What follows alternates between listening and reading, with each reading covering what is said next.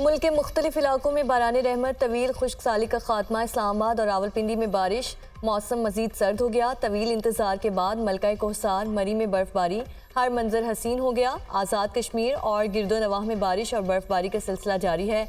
सुआद, कालाम, मालम जब्बा, वादी नीलम में 8 मकाम और गिरदो नवाह में बारिश और बर्फबारी। कोयटा समेत बलूचिस्तान के मुतादिद इलाकों में बारिश। खैबर पख्तूनख्वा के बाद अजला में भी बादल बरसे। लोअर दीर, गजर और जनूबी वज़ीरिस्तान में बर्फबारी से सर्दी की शिद्दत में इजाफा। महकमा मौसमियात ने मज़ीद 2 रोज़ तक बर्फबारी का सिलसिला जारी रहने की पेशगोई कर दी।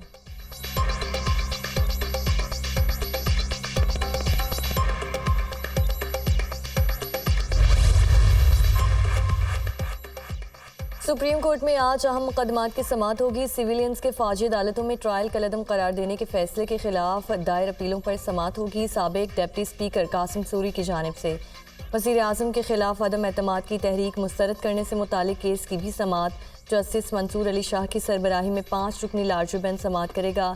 FIA की जानिब से सहाफ़ियों को हिरासत करने से मुतालिक केस की समाअत चीफ जस्टिस की सरबराही में 3 रुकनी बेंच करेगा।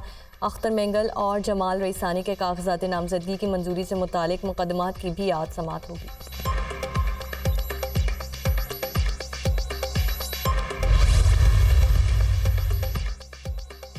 ईरानी वज़ीर ख़ारजा हुसैन अमीर अब्दुल्लहयान इस्लामाबाद पहुँच गए। नूर खान एयरबेस पर एडिशनल सेक्रेटरी ख़ारजा ने इस्तकबाल किया। ईरानी वज़ीर ख़ारजा जलील अब्बास जिलानी से मुख्तलिफ उमूर पर तफसीली बात करेंगे। ईरानी वज़ीर ख़ारजा निगरान वज़ीर आज़म अनवारुल्लाह काकड़ से भी मुलाकात करेंगे। पाक ईरान कशीदगी समेत दीगर उमूर पर तबादला ख्याल किया जाएगा।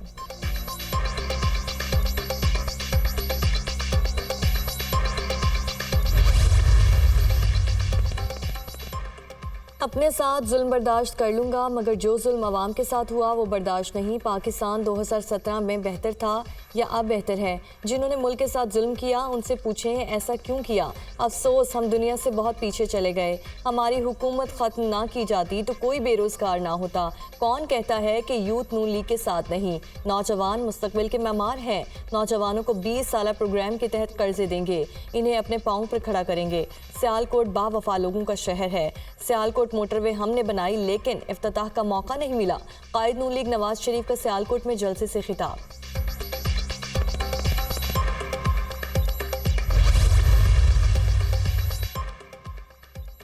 नौजवानों को डंडे पकड़ाने वाला उनका हमदर्द नहीं। नौजवानों का मुस्तकबिल पेट्रोल बॉम्ब नहीं, IT स्टार्टअप्स हैं। बच्चों को वरगला कर रियासत पर हमला कराया गया। नौजवान बानी PTI की वजह से जेलों में सड़ रहे हैं। आपका मुकद्दर बाइज्जत रोजगार, अच्छे कॉलेजेस और स्कूल्स हैं।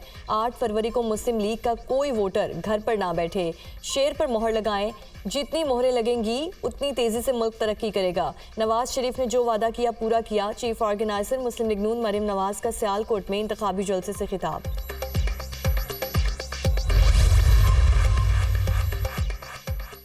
जो समझते हैं कि चौथी बार वज़ीर आज़म बन चुके हैं, इन्हें गलत फहमी है। इन्हें मालूम नहीं कि ताकत का सरचश्मा आवाम है।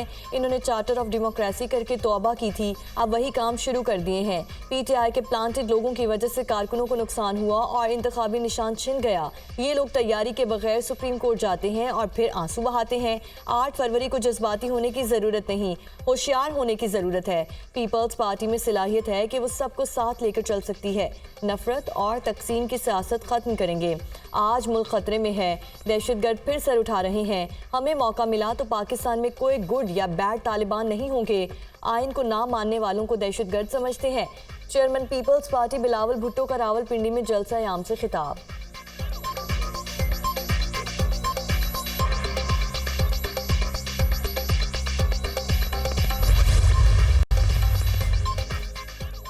PTI की जानिब से मुख्तलिफ शहरों में रैलियां निकालने की कोशिश पुलिस ने रोक दिया। कराची में 3 तलवार पर पुलिस की शेलिंग और लाठी चार्ज। तहरीक इंसाफ के मुताबिक कारकुन गिरफ्तार। पथराव से 7 पुलिस एहलकार जख्मी हुए। बगैर इजाज़त रैली निकालने, रेड जोन में पुलिस पर हमले और कार्य सरकार में मुदाखलत करने वाले अफराद के खिलाफ मुकदमा दर्ज किए जाएंगे। DIG साउथ लाहौर में भी रैली निकालने की कोशिश, पुलिस ने कारकुनों को रोक दिया गया। हम्माद अजहर के वालिद मियां अजहर गिरफ्तारी के बाद रिहा।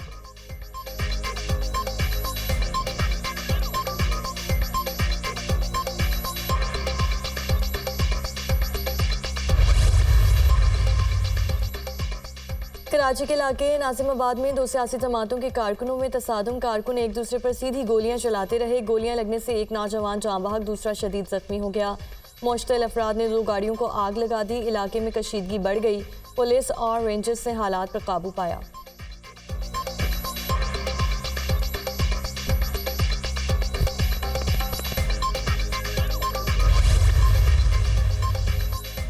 और उर्दन में अमरीकी अड्डे पर ड्रोन हमला, 3 अमरीकी फौजी मारे गए, 35 फौजी जख्मी। यूएस सेंट्रल कमांड ने फौजियों की हलाकत की तस्दीक कर दी।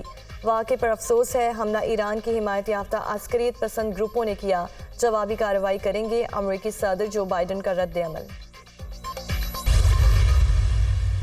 8 फरवरी को हमें पत्थर के जरिए नहीं, सड़कों पे जाके नहीं, हमें एहतजाज के जरिए नहीं, हमें वोट की पर्ची पर अपने मुकद्दर पे मोहर लगानी है।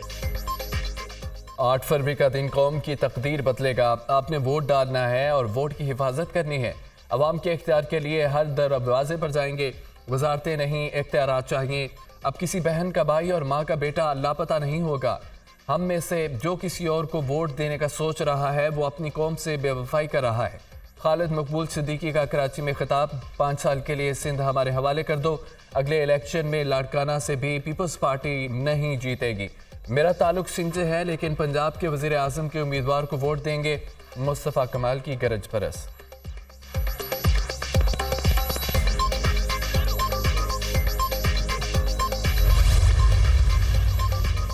बिलावल भुट्टो का नवाज शरीफ से कोई मवाजना नहीं, वो हमारे बेटों की तरह है। बातों का जवाब नहीं दूंगा। अवाम चाहते हैं कि हम डिलीवर करें तो नून लीग को कम से कम सादा अक्सरियत दें। अक्सरियत मिलने के बाद दूसरी जमात को साथ लेकर चलेंगे। कोशिश की है मंशूर में ऐसा कोई हदफ ना रखें जिस पर अमल न कर सकें। मौजूदा बजट में 976 अरब रुपए बिजली के लिए सब्सिडी मौजूद है। 300 यूनिट मुफ्त बिजली सूबाई बजट से मुमकिन है। डॉलर का हकीकी रेट 250 रुपए तक होना चाहिए। साबिक वज़ीर ख़जाना इसाक डार का interview.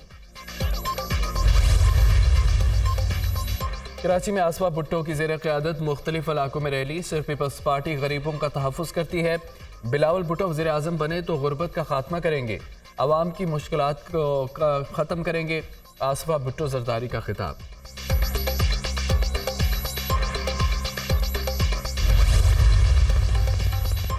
अक़वाम मुत्तहिदा relief and works agency बराए फ़लस्तीन पर इसराइली इल्ज़ामात बेबुनियाद हैं। गज़ा में मौत का रक़्स जारी है।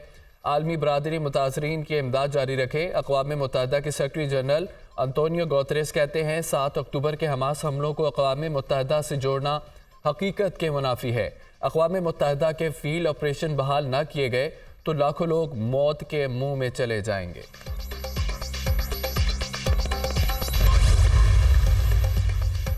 इसराइली वज़ीर आज़म नेतन्याहू कहते हैं कि जल्द यरगमाल इसराइलियों की रिहाई का मुआहदा होगा। बदले में हमास के कैदियों को भी रिहाई मिलेगी। अमेरिका, कतर और मिस्र ने कैदियों की बाजियाबी के लिए सहूलतकारी का फरीज़ा अंजाम दिया है।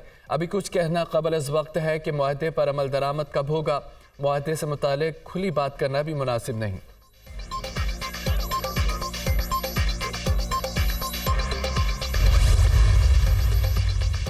इसराइल का नई यहूदी बस्तियां बसाने का एक और मनसूबा। इसराइल की जंगी काबीना ने गजा की सरजमीन हथियाने की मंजूरी दे दी। फैसला यरूशलेम में गजा में वापसी के नाम पर मुनक़िदा कॉन्फ्रेंस में किया गया। गजा की सरजमीन पर 20 से ज़ायद सहूनी बस्तियों की तामीर की मंजूरी दी गई है।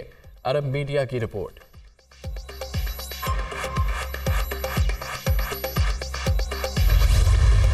गजा में इसराइली फौज के वहशाना हमले थम न सके। शुमाली और जनूबी गजा में शदीद बमबारी। 24 घंटे में 165 फ़लस्तीनी शहीद, 290 जख्मी। शुहदा की मजमूई तादाद 26,422 हो गई। 65,000 जख्मी। सर्दी में इजाफे ने गजा में बेघर फ़लस्तीनियों की तकालीफ बढ़ा दी। रफ़ा में 13 लाख से ज़ायद फ़लस्तीनी खुले आसमान तले रहने पर मजबूर। खुराक और अद्वियात की भी शदीद किल्लत।